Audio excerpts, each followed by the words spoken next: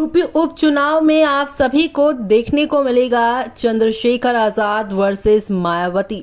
जी हां, यूपी उपचुनाव में मुकाबला दलित बनाम दलित होने वाला है। चंद्रशेखर आजाद को एक बड़े ब्रेक की जरूरत थी, लेकिन यूपी के तकरीबन सभी नेता उनके रास्ते के स्पीड ब्रेकर बनते जाते हैं। तो वहीं नगीना लोगों ने एक ही झटके में चंद्रशेखर आजाद को दिल्ली की फ्लाइट पर पकड़ा दी है और उसके आगे का नजारा यूपी के उपचुनावों में देखने को मिलने वाला है, जिसमें 2 दलित नेता दावेदार हैं। चलिए खबर विस्तार से जानेंगे। तब तक आप हमारे चैनल टीसी न्यूज चैनल को लाइक एंड सब्सक्राइब करना ना भूलें।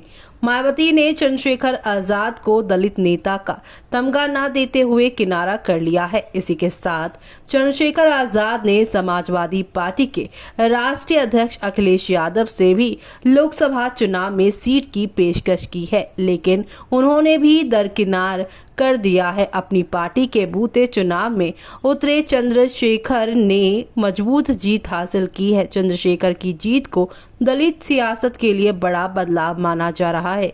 इतना ही नहीं, इसी के साथ इमरान मसूद की जीत में भी चंद्रशेखर का हाथ बताया जा रहा है, बड़ा रोल माना जा रहा है। तो वहीं चंद्रशेखर की बढ़ती लोकप्रियता के मद्देनजर बसपा सुप्रीमो मायावती ने नगीना पर फोकस करना शुरू कर दिया है। उन्होंने अपने भतीजे आकाश आनंद को प्रचार जो है वो बना दिया है। स्टार प्रचारक के तौर पर नगीना भेजा है। आकाश ने अपने चुनाव प्रचार की शुरुआत नगीना से ही की थी। मायावती ने खुद भी बिजनौर जिले में सभाएं कर चंद्रशेखर का नाम लिए बगैर तमाम निशाने साधे, लेकिन सब चूक गए और चंद्रशेखर के मुकुट में नगीना सज गया। दरअसल चंद्रशेखर ने किसी भी पार्टी से गठबंधन करने से इनकार कर दिया।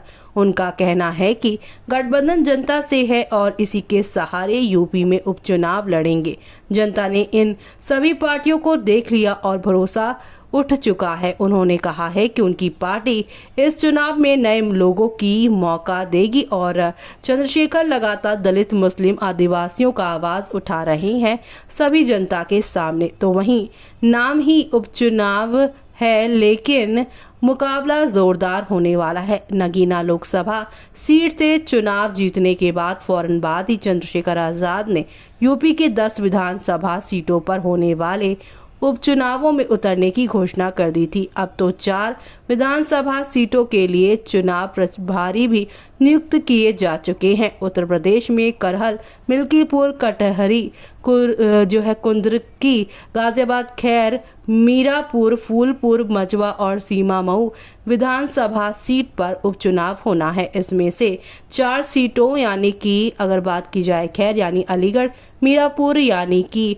मुजफ्फरनगर, कुंद्रकी यानी कि मुरादाबाद और गाजियाबाद सदर यानी कि गाजियाबाद पर आजाद समाज पार्टी के चुनाव प्रभारियों की नियुक्ति हो गई है।